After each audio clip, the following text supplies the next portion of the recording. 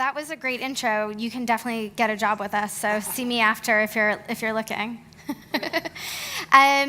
Before I talk about Launchmetrics, I thought it would be good to share with you a little bit about me and how I ended up here today.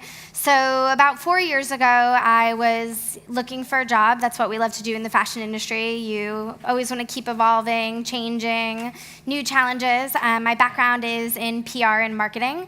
I had previously worked at IMG, at Net-a-Porter. So of course, I was looking at the same usual suspects for jobs in comms, marketing, etc. At the same time, a company called Fashion GPS, which is now Launchmetrics, approached me. I had been a client of theirs about coming on board. And I just remember thinking, I'm this fashion PR girl. Like, what do I know about technology? Why would this be interesting? And about a week later, I had lunch with an editor from French Vogue, and she said, "But Alison, it is so important to," that's my French accent. "It's so important to be immersed in technology, and I'm sure, actually, for your industry specifically, it's essential for them to have people with knowledge like you working with people that are strong in data analytics, software, etc." So fast forward to today. 4 years, 3.5 years later, I've been working at Launchmetrics, and I think a lot of what we do is relevant to a lot of you marketers out there in the industry. So essentially, we as marketers look today to bring technology into everything we do. So we have these great physical ideas about events that we want to do, new product launches, catwalk shows, etc. And then right at the end of this planning process, we think, oh, you know what? We need to do something digital. Like, what's something cool and digital and trendy that we can mix with this? So at Launchmetrics, a term that I've stolen from my friends at Momentum is thinking phygital. So really taking that physical experience and making digital a severe component upon it.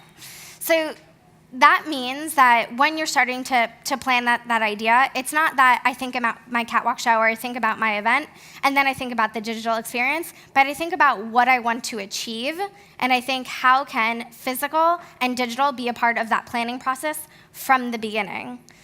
So that's what we're doing at Launchmetrics. We work with 1,700 brands worldwide. So here in Germany, some of our beloved clients would be a Zalando, a Hugo Boss, Adidas. I'm not sure how to do that with the right accent. But then worldwide, anyone from a Dior to a Fendi to a Uniqlo to a Topshop. And we're essentially providing them with software that helps them have efficiency around what they're doing, whether it's event planning, whether it's image management, whether it's influencer engagement, as well as then, as we heard in my wonderful introduction, visibility about what they did, how successful it was, and how they can do it better. So the topic of my little chat is game changer versus buzz. Ooh, this is a bad presentation moment. Game changer versus gimmick. So as marketers, of course, we always want to think of something, like I said, cool, edgy, on the cusp of what people are doing in technology. And one example I can really think about is when I moved to London 3 years ago. So you guys are going to know a lot about me by the time I'm done, all of my personal history. I moved to London 3 years ago. I went to this conference that List, the marketplace, was speaking at, and they had just launched the, if anyone is in here from List, I love you guys, I think you're great. So they had just launched the iBeacon technology that they were doing with PayPal, and it was, that technology, or Apple Beacon, there's another one for Android, was going to revolutionize how we shop. Like, you'd walk into a store, they would know who you are, they would bring the dress that you saw on their website or in the app to your dressing room. I mean, it was going to be incredible. And I think, actually, as marketers, that's what we think this quote here, technology adoption in retail is on the rise, it stands for. So this quote is actually from a study that I read that Bloomberg did a little over a year ago. And what was really, really interesting about this, especially as marketers, is it looked at how much US retailers were investing in stuff like this, other marketing activities that these retailers were doing, and they saw that people definitely in fashion really wanted to adopt technology into everything they were doing, but actually the customer at the end, they didn't really care about all of these gimmick things. And the reason, I'll give you a good example. So Macy's, for example, was someone that invested heavily into this concept of iBeacons. So you walk into the store, you have the Macy's app, it pops up on your phone, welcome to Macy's. You keep walking around the store, you pass by another entrance, and again, welcome to Macy's. Yes, I know, I'm at Macy's. You already sent me that pop-up before. So essentially, the challenge was that these retailers were using tech, but the experience wasn't there. It wasn't the right content. They didn't know how to engage with it. At the end, this study found that actually, because that experience wasn't the right experience, only 6% of customers were actually adopting and using this new offering. What the study also went on to say was the thing that people actually cared about was the operational side. So not the marketing, sexy buzz side, but the operational. So being able to go onto Macy's website and see if that dress by XYZ designer was actually going to be available in the store for you to try on, or being able to check out from any point in the store. So again, it's like using technology, but in a really smart way to change the experience, to make it seamless for exactly what you want the customer to do, which was shop. So my question is, if consumers are looking for seamless experiences, aren't we, as the industry, as the PR, the marketing people that have to engage with influencers, bloggers, editors, shouldn't we be thinking about how to create that seamless experience? How can we use tech to be our game changer? So everyone loves examples. I've brought along 3 of my favorite ways that we're working with brands and how they're changing the way they create seamless experiences for the editors, the industry, and the people they work with. In honor of Fashion Week, the first one is a fashion show example. So many of you may or may not know, we work with 80% of the largest brands, Fashion Week events, organizers, etc. worldwide to help them execute their fashion shows.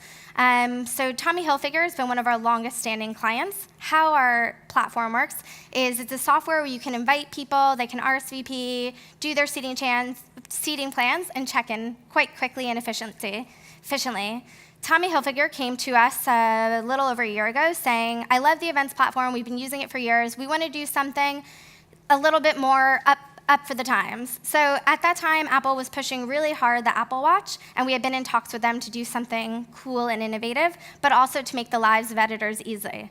So at that time, I think we looked at the list of everyone attending New York Fashion Week, and we were able to determine that tons of fashion editors were wearing Apple Watches. So why not create a speedy check-in line for anybody with an Apple Watch? And that's exactly what we did. So anyone with an Apple Watch could quickly swipe in to get into the Tommy show. And then after the show, they'd be notified on their Apple Watch when the lookbook images were live. They could request samples directly from there, and then go onto their PCs or their Macs and download those high-res images so they can use them for publication. What's interesting about this is, as you guys know, when you attend a fashion show, it's 20 minutes to get hundreds of people into the door, into their seats, do the show, out, and to go to the next show. So what that means is you need a really quick, efficient way, but it's fashion, so it can't be like airport check-in. It has to be cool and fun. At the end, we saw a 200% increase in management and efficiency of the event, an 80% faster check-in, and 98% guest satisfaction. So I'm pleased to say the Apple partnership continues on, and we're going to be announcing some cool stuff for New York Fashion Week. My second one, not as glamorous as Fashion Week, but yet another way we've helped brands bring technology to help change and streamline what they're doing, and of course, create a seamless experience for all of those involved. So after a fashion show, you have tons of products, or even if you're a mass market brand, tons of products flying around the office, different offices, different magazines, etc. It's kind of like when you shop for shoes at a department store during sale. You find that one shoe that you love, and the salesperson goes to find the other shoe, and they have no clue where it is, and then you can't buy them, and you're really sad. So sometimes for our clients, it's a similar experience, right? They really want to send out this dress to a certain magazine, but no one knows where it is because they've been using paper, pencil, etc. to track who's borrowed that sample. So essentially, we've given our brands a platform where they can go on and organize every time these products are going in and out of the business, from department to department, country to country, magazine to office. And because of Kate Spade's use of the platform, they saw an 85% reduction of sample loss, 4 times more fulfilled sample requests, which means 4 times the amount of coverage they can get from every look that they had put in their presentation, and 92% productivity increase in managing samples. So that also means their team has 92% more time to do more work and not worry about those small, boring details of sample trafficking. And the last one, and for me the most interesting, going back to my fabulous introduction, is that concept of like start to finish on measuring what you do. So I think you heard before people speaking about big data, but we still in fashion don't really understand like, how can I do something with that? I know I want to look at my social media numbers. I want to look at how important that editor is, but there is also that concept of like on and offline data. The data of like, you guys all come to this event. It's great. Some of you are more important than others. Obviously, I'm the least important person, but you still want to know like how your interaction was, who tweeted about you, who gave you coverage.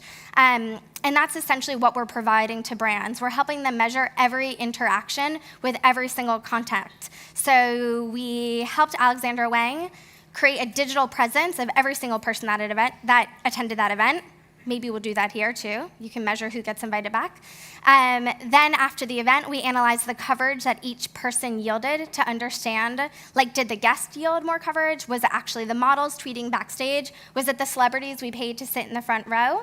And then benchmarked all of that against one of their competitors to help them understand what they should and shouldn't be doing in the future.